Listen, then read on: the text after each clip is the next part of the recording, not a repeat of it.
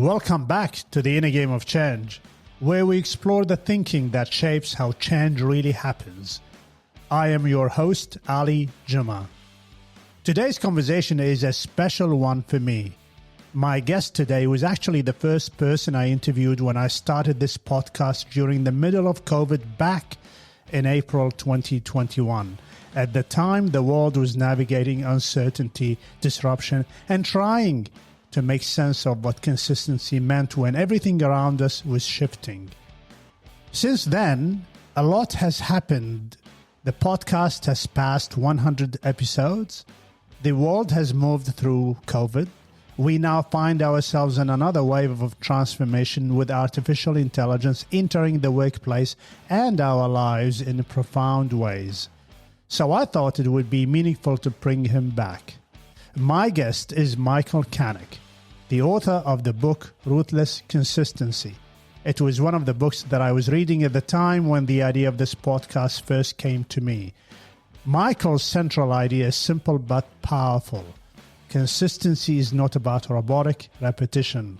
It is about the relentless alignment of intentions, decisions, and actions. In this conversation, we revisit the idea of consistency, but in a different context. We explore whether consistency is the opposite of change or whether it is actually the thing that enables the change.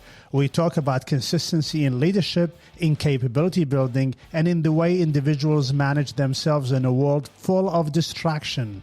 And of course, we also touch on artificial intelligence and how it is beginning to amplify the conditions that already exist inside organizations. This is a reflective conversation about leadership, identity, discipline, and the inner game of navigating uncertainty. I am grateful to have Michael chatting with me again. Well, Michael, thank you so much for joining me again in the Inner Game of Change podcast. I talked to you first in April 2021. Well, great to be here, and congratulations on passing 100 broadcasts now. Our podcast, a lot of people start podcasts, a lot of people get underway, but you've reached a milestone, and great to see that it's persistent and is obviously resonating with people. So congratulations, Ali. Thank you so much. I was practicing consistency as your book taught me quite a few things. Right. Relentless Consistency is one of the books that I was reading at the time when the idea of a podcast came into me during COVID. And so we talked about consistency during COVID and what it means to people and in the workplace. We are today, 5 years later, we are in the age of AI. How do you see the world has shifted? Well, it's shifted in a number of ways. And first of all, who could have predicted, 5 years ago, we would have gone through what we've gone through and ended up where we are. And it just speaks to, the importance of being able to change, being able to adapt, and being able to focus and function in an uncertain world. The biggest change is, in the strategy world, the term used is VUCA, volatile, uncertain, complex, ambiguous. And we've certainly gone through that, one with the pandemic, of course. And then more recently, just politically and geopolitically, there's a lot of uncertainty now. So I find more than ever, people really need that life ring, so to speak, to hold on to what is our purpose, what is our focus, what is our meaning, and then the consistent alignment with that. I want to share with you something that a guest shared with me a couple of months ago. She said her word for 2026 is consistency. What's going in her world, Michael? Well, if I were to guess, I would say there are a lot of distractions now, a lot of things that can grab our attention, get us off track, cause us to lose focus. And, as I've talked about before, it's our distractibility that's the issue. And so consistency is rooted in our self-management, our ability to sustain focus, and, reconnect with what is meaningful to us, what is purposeful to us, what should we be focusing on, because there are many things pulling us in different directions, whether it's, we've got everything to do with AI now, media sources have been proliferating, political uncertainty, economic uncertainty. There are a lot of things that can draw away our attention. So I think that consistency of purpose which is really the definition of ruthless consistency. It's that relentless alignment of intentions, decisions, and actions. It's that, that alignment of those three things. That's what we need to be very consistent with, and it's very easy to get distracted. And by the way, the guest was talking about for her to go further and serve her audience better, perhaps she needs to be a little bit more consistent. And in that way, then, similar to what you just mentioned, she's linking consistency with the soul of her purpose, basically.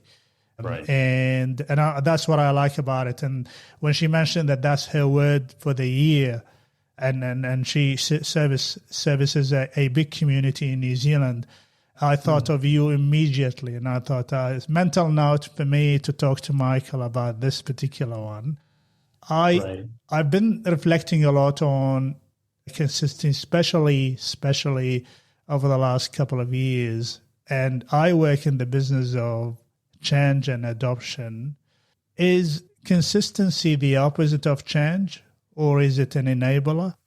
Great. And I get that question asked a lot. By consistent, you mean, doing the same thing the same way all the time? Yeah. Robotic repetition, mindless execution. And the answer is no.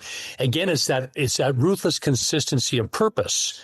And the approaches you take to that may be varied, but as long as they are all clearly aligned with that purpose, that's where the consistency is.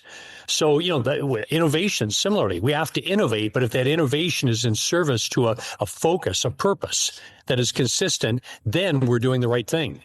So I would say, consistency to be able to, adapt to change, is absolutely critical. Consistency of our focus and purpose, asking ourselves, what is change happening? What does it mean? What are the implications? What do I need to do to optimize, my adaptation to change? The consistency of asking those kinds of questions, is at the root of this. And so, no, consistency is not incompatible with change. As a matter of fact, if we want to adapt to change and optimize our response to change, we need to be consistent in our focus and intention to do that. Toyota comes into mind when it comes to consistency, and I've read a lot about their philosophy and their practice. And there's an overarching emerging theme or practice in there, that they are not only they simplify stuff, but they are also consistent about it. Is that how consistency shows up in the workplace? Yes, I think of the 3 E's: effective, efficient, and evolving. So we wanted the things we do that we're consistent in need to be effective, because if we're very consistent doing something that isn't effective, that's obviously not good. But they also need to be efficient. Being effective and being very inefficient isn't ideal either. So we want to make sure what we're doing is efficient. However, the third E is really what speaks to change, and that's the evolving. The world is changing around us. Market conditions change, technology change, people change. The whole context in which we're operating is always changing. So we have to make sure that our approaches are evolving as well. So that consistent commitment to being effective, efficient, and evolving in the workplace, I think that's the key to make sure that we, tie together that consistency with the change we want to adapt to. I want to ask you about the importance of consistency at an individual level. What are some of the steps that we need to take to create this level of consistency in our behavior, in our narrative, in our purpose, in our service? Right. I think what drives it is what I call our self-management system. What is the system you have to make sure you capture the things that are your priorities, make sure they get reflected in your actions, make sure they get, reviewed? So, for example, some leaders will have, the night before, they will plan the next day. The belief is that each day, the success of each day starts with the night before. So their success is in determining what are my top priorities for the next day. For some people, it's having a routine. So it might be a morning routine of exercise or meditation or something of that sort. But we have to build these things into a habit so that they become automatic. And, people often say, well, geez, you have to be so disciplined to be consistent. Well, you have to be disciplined to get started. But once you get started and keep doing that, right, then the discipline isn't necessary because you've truly made it a habit. So consistency often comes into play in our routines and how we program ourselves to respond to situations, whether that's stress or uncertainty or whatever. So, it's a matter of being very intentional. And, I'm a person who likes to document things. So I keep a documented record of, kind of my priorities and goals. I like to review those visually, right? And then that plays into each day. Keep a booklet where I record things that, I want to do that are ritualistic and important, and come back and reflect on that. So it's tapping into our own self-management system. What are those hacks that help you get the best out of you and make sure you're doing the things consistently that you need to do? So what you're saying is that consistency is a matter of design rather than we are relying on our willpower. I've been going deep into the idea of design recently, and at a personal level, I wanted to design certain systems in my life so then I become less reactive. Are you touching on that? Right. So design is a good word for it, for that self-management system, designing your self-management system. When do you get up? When do you rest? Do you, work out at certain times, eat at certain times, manage what you eat, and any little routine. But it doesn't mean willpower doesn't have a role, because to get started and do that design and then translate it not to just, I've come up with a design, but start to take action on it, translate that activation energy to turn the design into action. That's where the initial jolt of willpower is. Not superhuman willpower, but just enough to get started. So, for example, when I hear people say, I was too busy, I can't work out today. I said, look, let's go over to the wall there. Let's get up in a push-up position against the wall, do one push-up. Okay, good. You've done something today, right? And I say something is better than nothing. And of course, say, well, that's silly, doing one push. Okay, well, it's silly. Next time you go to the wall, maybe you do 2, or maybe you do 3 or whatever, right? Something is better than nothing. And if you do something regularly, you start to build the expectation, you build the repetition, you build the consistency in doing whatever it is you need to do. In my head, thinking you can be consistent about certain things, but also you can be flexible and you allow yourself to explore in other areas. For example, you can be consistent in your values, but how you practice and run your business within those values is a matter of flexibility. In my head, I'm also thinking are there types of consistency? Well, the flexibility, again, I think is good and necessary, but again, it's also in service to what you're trying to accomplish. So if those, decisions and actions are varied, but they're all aligned with your intentions, then they are consistent with the intentions, even though they are varied, they are flexible. So it's that, relentless alignment of intentions, decisions, and actions. You may be taking different actions, making different decisions, but as long as they're all aligned with what your intentions are, then that's good. So again, I don't see those as in opposition, but rather, supportive of your intentions. When does consistency become a hurdle towards progress? It's when you don't question what you're doing. So we need to have that feedback mechanism, because some actions that may have helped you, at one time, those may not be functional in the future. In other words, what made you successful in the past could destroy you in the future. So we always need that feedback loop to ask ourselves, is this still effective? Is this still efficient? Am I still serving my intentions? Am I still moving towards accomplishing what I need to accomplish? It's that ongoing feedback loop. And many people have talked about the importance of experimentation. You're always conducting experiments. Is this working? You're using the feedback as information. You're adjusting as needed, or you're maintaining if needed. But all of that, again, is consistent with meeting your intentions. So I would say it's that feedback loop that's so important. So you're actively questioning, is this still serving me?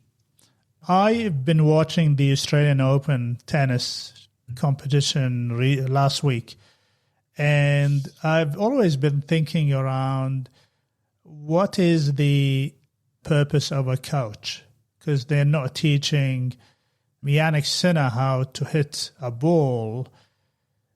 Is their job really just to create that consistent level of performance?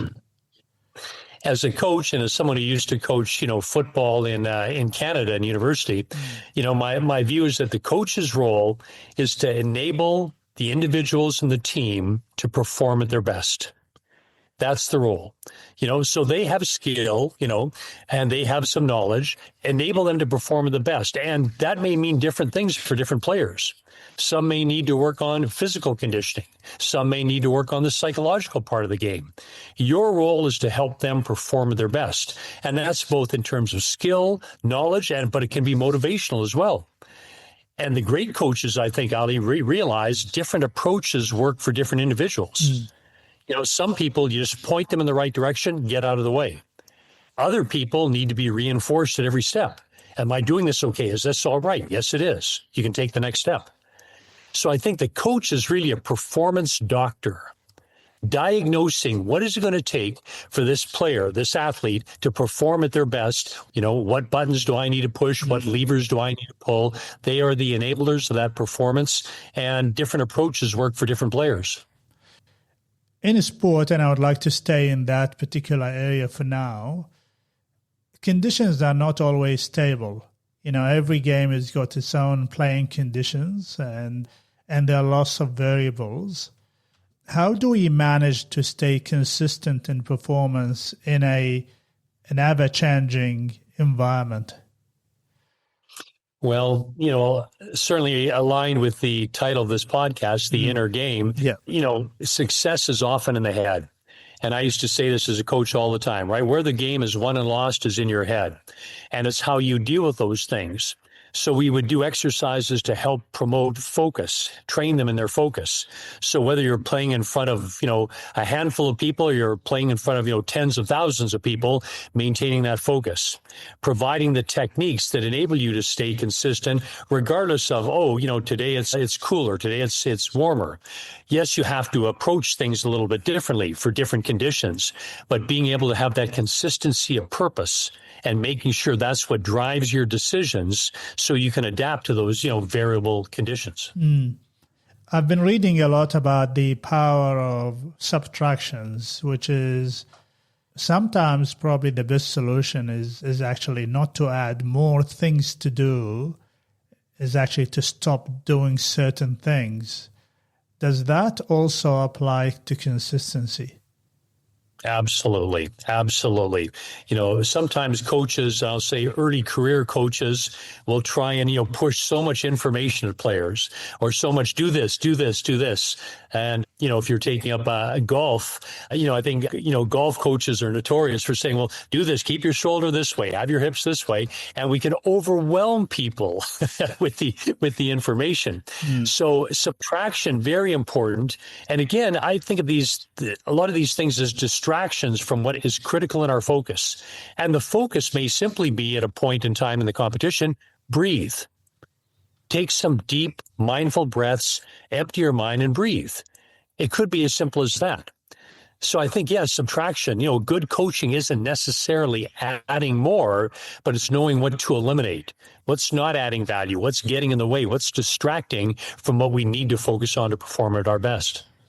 When you coach clients now, and what is occupying their minds, to help them be consistent and show up to work every day, doing the best that they can do and being the best they can be? Yeah, most of them are motivated, so it's not a question of motivation, but it's maybe it's the uncertainty. We talked at the beginning about, there's a lot of uncertainty now, and how do I navigate through this? And my coaching to them, to simplify one element, is don't get overwhelmed by the uncertainty. What is it you can control? What is it you can influence? And too often we spend a lot of our mind share on that bigger area, the things we can't control and can't influence. So yes, we need to be aware of what are those things, what is going on, but then very quickly transferring to how can I influence this? What can I control? So it's really getting to, what you can do, focusing on, the process. And you've mentioned elsewhere, I know, not just the result, but what is the process? Trust the process. And so it's a similar kind of message. There's a lot of distractions there, but focus on what you need to do, to get the right result. As an individual, I pay attention to when the leaders or people in general are under pressure and how they behave under pressure. Right. And I think that is a good place to look for consistency. Have they behaved the same way we've known them to behave in normal times, then, and tough times? Is the tough time period a good test for consistency? Absolutely. That's stress testing and pressure testing. Absolutely. So we want to create different patterns for them. So first of all, the first step is always awareness. Are you aware when pressure is having this effect on either your feelings or your behavior? So we want to make sure there's awareness. Then being aware of what that triggers, then can we create an alternate path? Okay, so when you're feeling this and you normally do A, now what we want you to do is focus on doing B. So when you find yourself getting, feeling stressed, feeling pressured, feeling upset, whatever it is, what is that technique that they can then apply to break that pattern? And I do rely a lot on breathing, and it sounds very simple, but I'll tell you, many traditions for many thousands of years have talked about the power of breathing and just, regulating your breathing. And if you calm your breathing and, manage your breathing, that sets the tone often for your physical state and your emotional state. So it could be as simple as that. Michael, today and nowadays, obviously, the last couple of years or 3 years, we've been preoccupied with another change post-COVID, which is AI. But one thing that I've been going deep into the rabbit hole for when it comes to AI, its unmistakable effect and influence and threat to identity. And then when we were just talking, I was thinking, what is the link between consistency and someone's identity? I remember reading, it's actually Hemingway's The Old Man and the Sea, I think, when San Diego, despite all the troubles, and he stayed consistent in his purpose because that was linked to his identity. How do you see that? How do you see what I'm actually proposing as sort of an idea? This is a very deep and very good point, because when you're consistent, the message it's sending to yourself is, this is who I am. This is who I am. I'm not doing it for a reason other than this is who I am. I don't have to think about this. I don't have to motivate myself to do it. I'm doing this because this is who I am. So I absolutely believe that when you're consistent in whatever type of, action that is, that reinforces at a subconscious level, this is who I am, and supports the identity. So I think, again, when we start to build those patterns, build those habits, and that consistency starts to happen, I for one, find it very, auto-reinforcing. I do something, I know I need to do it, I do it, and then I feel good about doing it. Part of it is, I wanted to get it done, but part of it is, that's who I am. So identity is one of the most powerful motivations that impacts people, and I think the ability to tap into that and to feel good about who you are, the decisions you're making, the actions you're taking, even aside from the outcomes, that sense of identity is very powerful. How do you keep yourself consistent, Michael? The short answer is, I don't, because that's who I become. Yeah. This has been something I've been cultivating for, years, many years now. One of my influences, I had an uncle who served in UN peacekeeping forces around the world. He was with the Canadian military, and he was a big influence on my life, and he was a very disciplined person. And he always used to say, if you have discipline, you can do anything.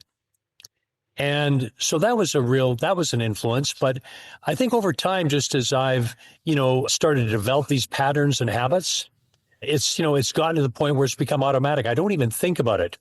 And I was fortunate in the sense when I was playing sports as an athlete, I like to say I was gifted because I was not gifted.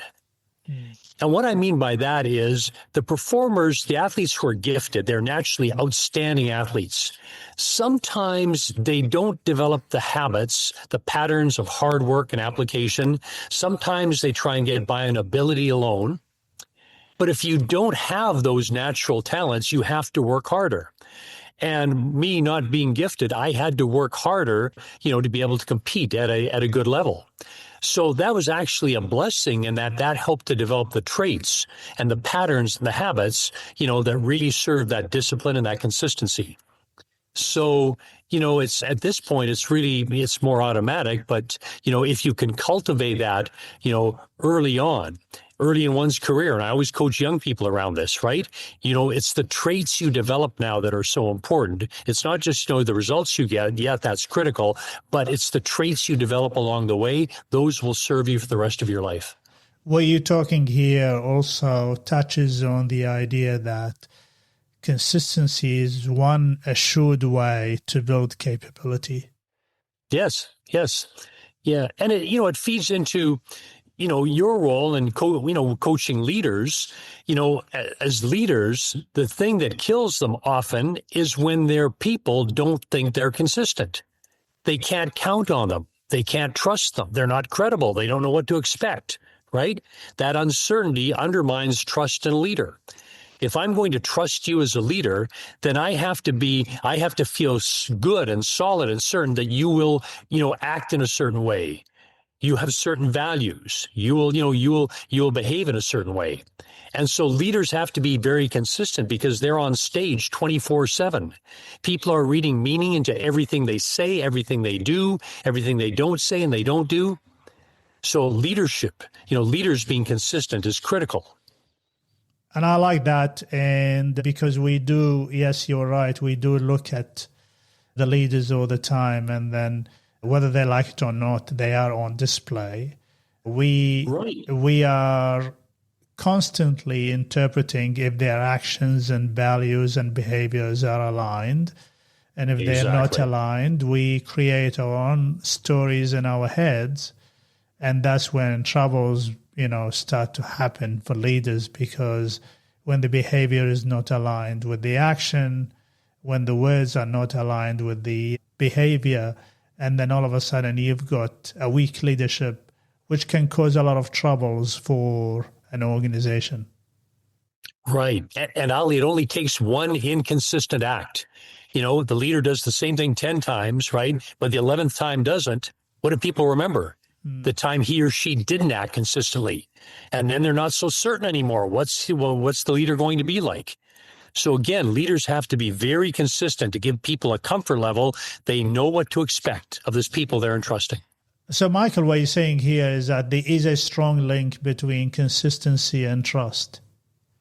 And trust, right, and credibility, yes. Because as a leader, if I'm not consistent, I mean, the probably most extreme example, think of a leader who's prone to emotional outbursts. And you don't know if they're coming into the office one morning, if they're going to be calm and nice and smiling and friendly, or if they're going to blow up. Well, that's very unsettling. That's very unsettling. So, people need to have a comfort level and to see you as credible and to trust you. There needs to be a consistency in that behavior. Viktor Frankl, you probably read his book, A Man's Search for Meaning. Yes. Did talk about, I'm going to probably butcher what he mentioned, but I think he talked about meaning comes from choosing one stance repeatedly, even when control is limited. Right. And I think the point he's making there is you're not doing it conditionally. You can't say, for example, this is something I value, but it's conditional upon A, B, and C, because then it's not something you value. So it's doing it even when the odds are against you, right? Even if you don't know if you can achieve it, right? But why are you doing it? Back to your point, identity. You're doing it because that's who you are. And when we get to that level that we're doing things because of that's who we are, as opposed to it's going to lead to some outcome or some reward or something else, then we never have to motivate ourselves to be motivated. It comes naturally because that's who we are. I like that. And before I jump into a change management sort of lens, when I hear about consistency, and I am a consistent person most of the time myself, mainly because, again, it's come from discipline and it's become habits, and then these habits are cultivated over time. And so they become less cognitively taxing on me. Yes. So is the point that actually it is a good thing to be consistent on top of all the things that we talked about over the last, half an hour or so, but it's actually good for the brain to be consistent. Yes. I mean, it's, it serves us at different levels, and I should say, to your point you made there, there's consistency in our kind of day-to-day things. I'm consistent. I brush my teeth in the morning, right? Many people are, right? So we're consistent with that. But the deeper consistency, really what it comes down to is that sense of purpose. What is our purpose? What are we trying to do? Who are we wanting to be? What do we aspire to? Whatever that is. And maybe that's just being, I want to be a good husband, or maybe it's I want to be a good, father, whatever that is. But, that sense of, purpose, being consistent with that is the deeper level from the, the day-to-day, the more basic things we need to do. But the principle is the same, making sure we're reflecting on it, right? Making sure we're clear on what we want to do, how we want to be, and then having the feedback loop and not beating ourselves up. And maybe I should add this as a point, because often people are afraid of the feedback loop, Ali, because they beat themselves up. And my number one piece of advice is whenever, you fail at something, or you don't achieve something, or you're not consistent with something, the number one piece of advice is don't beat yourself up, right? Basically, the question is, what can I do to improve? Whenever a mistake is made, and this is important for leaders at work too, ask two questions. What have I learned? What will I do differently next time? And whenever something happens that isn't ideal, a mistake, an error, or just even performance that isn't at the level we need it to be, what have I learned? What will I do differently next time? And if we can reinforce that with people, reinforce that with ourselves, people avoid the question, though, because they beat themselves up. And that, I find, is the number one obstacle to improvement, that battle. And, I shouldn't have done this. I'm such a bonehead. Why did I do this, right? Don't beat yourself up. Use it as information. What have I learned? How can I do better next time? Feedback is an interesting topic because, again, going back to the idea of identity, feedback goes straight into, if we really interpret it broadly, when I get feedback, sometimes I interpret that as a reflection of me and my identity, which is why it is difficult to listen to, which is why there's a lot, in my head anyway, that's what I think about feedback. For example, I need to think about feedback. I would need to I will only hear it if I know that you come from the right intention. If I have a level of trust in you, you have a good idea about the expertise and the field that I play in. I've seen you in action, so you've been consistent. So there are a lot of conditions that need to be in place for me to listen to feedback and actually interpret it and translate it and act on it. Mm-hmm. And ego is a big factor. Ego. And this is what often stands in our way. Our ego, we might have an identity, but we're insecure in our identity. And we see feedback might be a threat to our identity. So our default response is, we'd have to defend or avoid it, as opposed to how can this help make me stronger? And you've heard of the distinction between a fixed mindset and a growth mindset. Yeah. And, if we have this fixed mindset, then all we can do is be knocked down. Feedback can only take away from, how we view ourselves. But if we have a growth mindset, we can acknowledge that we can improve and grow and get better over time. So ego is one of the big obstacles to self-improvement. And to be clear, leaders need to have strong enough egos to make hard decisions, right? To take risks, all of that. But the question, Ali, is, are you in control of your ego, or is your ego in control of you? That's the question. That is the question. And I want to shift gear now and Being a little bit selfish, I work in the business of change and adoption and communication and engagement. Change by nature brings uncertainty into an environment. And I've been thinking about this recently, that consistency can be one of those factors that can create this level of safety in the workplace so people can actually focus on the change and understand it and make sense of it. And that consistency will come from the communication, from the behavior, leadership behaviors, from the learning opportunities we provide people, and is not a straightforward task. What would be your advice to us in the business of change and communication when it comes to consistency? Apart from obviously starting with ourselves as a good starting point. Right. Well, I think with any change, we have to be consistent saying, what is the change? Why is it changing? Is it something that's totally outside of our control or not? Often within organizations, it's a self-initiated change. What are the potential downsides? What are the potential upsides? So consistent in our process of how we process change. And let me say that again, because that could be confusing. Consistent in our process of how we process change. So I think by instilling that in people, and I know when I'm dealing with organizations around strategic change initiatives, we spend a lot of time on the why. Why is this important? Why must we do this? What happens if we don't do it? What's the downside if we don't? What's the upside if we do? So we have to be consistent in going through that process to really ingrain that the change is, necessary or inevitable, and that the best outcome can only take place if we are proactive in looking at how do we either adapt to the change or how do we create the change? How do we shift the change? How do we influence it? So I think it's in the process, consistent applying the process to how we deal with and interact with change. And I noticed that, Michael, also that I do focus a lot on building capability in times of change. And because for me, you can be as consistent as you would like to be in your messaging.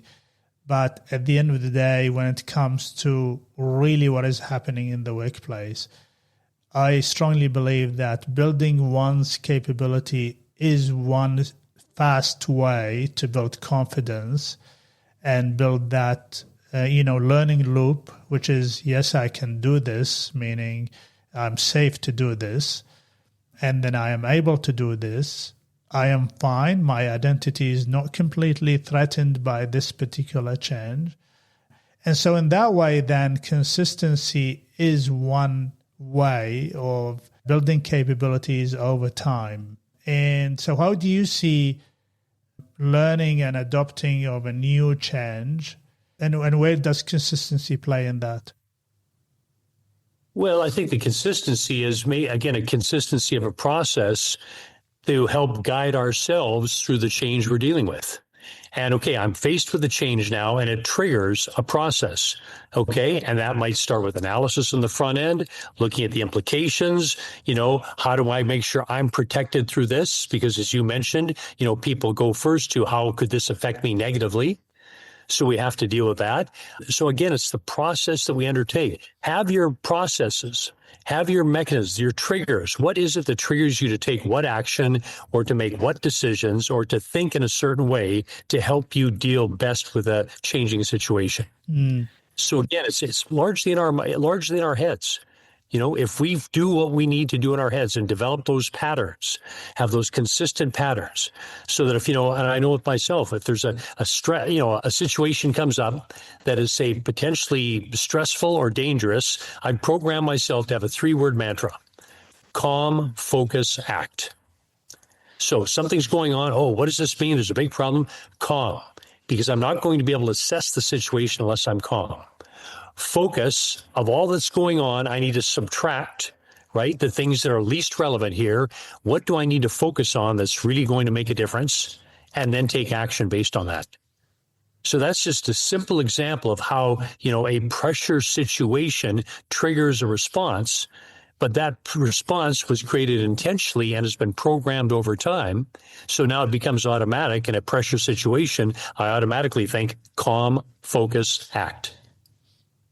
I want to share with you an example or an observation, and then you can. I'm happy for you to critique it. I'm working a lot on AI adoption nowadays, and what I'm noticing, Michael, is that AI amplifies whatever conditions exist in the workplace. So, for example, if the processes are inconsistent and fragmented, many businesses can get away with it in the past, but now they want to adopt AI and they want to bring AI systems into the workplace. AI immediately will either amplify whatever conditions you're in. It will amplify if you're inconsistent in your processes. It will bring it to the surface. And if you're consistent, it will also amplify that too. So in my head, then, consistency here has become a strategic business imperative rather than just a behavioral one. And maybe business will come into terms with this. For example, there's a lot of talk around our data is not ready for AI. That is inconsistency on display, because only AI can actually amplify how your data is fragmented. So in my head, I'm thinking there's going to be a huge shift from consistency as a behavioral, imperative to consistency at an organizational level in a strategic, way of thinking about a business. Critique my thinking here and my observation. Right. The way I would describe, what you started by saying is the more variability in the input, the more variable will be the output. And, unless we have focus on the input, then we can expect greater variability in the output, and that's not going to be as reliable. It's kind of like, used to be said, garbage in, garbage out. Yeah, yes, yeah. And so the input is very important, so consistency, but I think of it more as focus. So there's got to be some focus and precision in the inputs, because, if we lack that focus and precision, things will be fuzzy, and then that leads to much more variable outputs. So I think, and when I've, the people, and I'm certainly not expert in AI, but people who I know who are, very much into the world, and I would call experts, have talked about it's really important that the prompts you provide have to be very specific, very detailed. The more specific and detailed your prompts, the better the response you get on the back end. If you input very general prompts or vague or imprecise prompts, then don't be surprised if you get a wide range of outputs on the back end. So there's a matter of focus here and precision, and being consistent in making sure we ensure that those prompts, those inputs are precise and focused if we want to get better outputs. So I think the capability, while not perfect, the capability is there, because there are a lot of examples of where, using good specific prompts, people have gotten very valuable outputs. No question about that. Not perfect, but very good. So I think largely it rests on us to make sure that quality of that input, we reduce that variability, the fuzziness on the input, to get the more precise, the more relevant output. I love it. I'm enjoying this conversation, Michael. I am aware of time, and time with you always goes so fast. I read something a while back and I kept it, and I want to read you this passage. I don't know who's written it, but it looks stoic. It looks like a stoic, kind of passage. And I want to read that to you. And it says here, what stands firm is not what never changes, but what returns to its principles again and again. The world moves, circumstances shift, noise increases. Consistency is not stubbornness. It is choosing repeatedly who you want to be when everything around you invites reaction. Not faster, not louder, just truer. There is much wisdom there. I hope you find the source, the attribution. I'd like to know who that is. Yeah, I think there's a lot, there's a lot, we've kind of touched on some of those points, but I think there's a lot of wisdom there. And I guess a key point to leave people with is consistency. Often where people's minds go first is the idea of mindless repetition. Doing the same thing the same way every time, almost like you're on autopilot. And there's much more to it than that. Again, it's that consistency of purpose. It gets manifested many different ways. It has to adapt given changing conditions, right? But it's really that consistency of purpose that is what we want to capture. I love it. And for me, at a higher level, consistency is a level of intelligence that I aspire to have on a daily basis. So good to have you again, Michael, in my podcast, The Inner Game of Change. So good to see you after 5 years and, past 100 episodes. How would people connect with you, and where would they get a copy of your book? Sure. On LinkedIn, probably the best way. Feel free to reach out to me on LinkedIn and just mention that you saw this podcast. Book is available through Amazon and audiobook as well. So look forward to connecting with people on LinkedIn. Thank you so much. Until next time, Michael, stay well and stay safe. It's been a great pleasure. Thanks again, Ali. Thank you. Hi, this is ChatGPT. I have recently started adding my reflections to the conversations that Ali hosts on the Inner Game of Change podcast.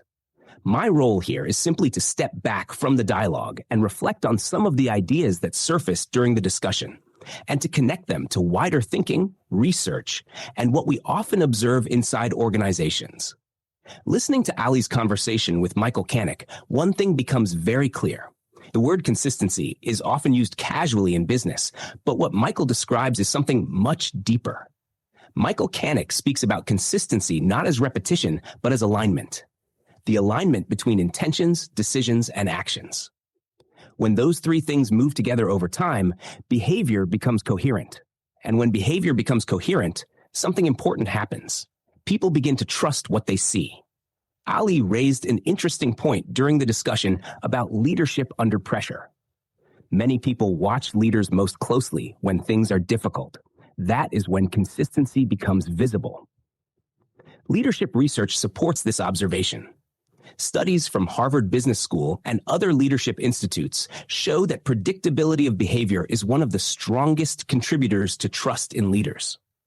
People want to know what they can expect from those in charge. Another powerful thread in the conversation is the relationship between change and consistency. At first glance, these two ideas appear to be opposites. Change suggests movement, while consistency suggests stability.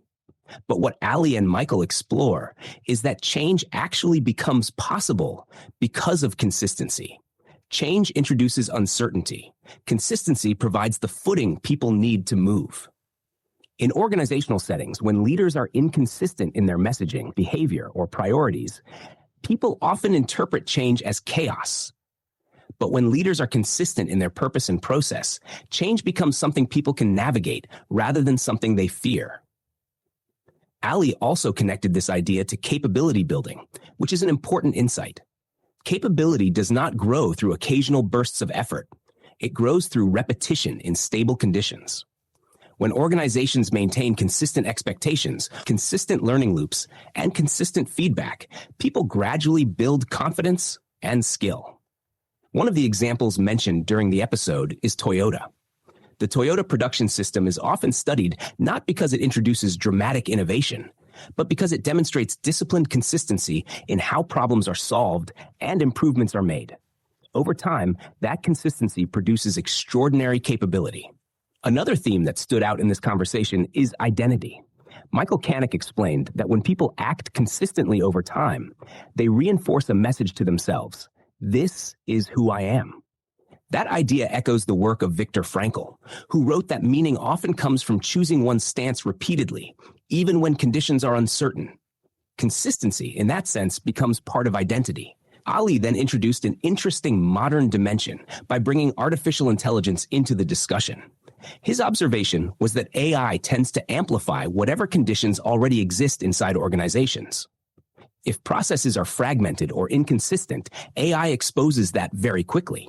If systems are disciplined and well-structured, AI can amplify those strengths as well. This is a fascinating idea because it suggests that consistency may be evolving from a personal leadership trait into a strategic organizational capability. So, stepping back from the conversation between Ali and Michael Canic, one broader insight emerges. Consistency is not about resisting change. Consistency is about maintaining alignment while navigating change. In a world that is becoming faster, more complex, and increasingly influenced by artificial intelligence, that alignment may be one of the most important leadership capabilities we can cultivate.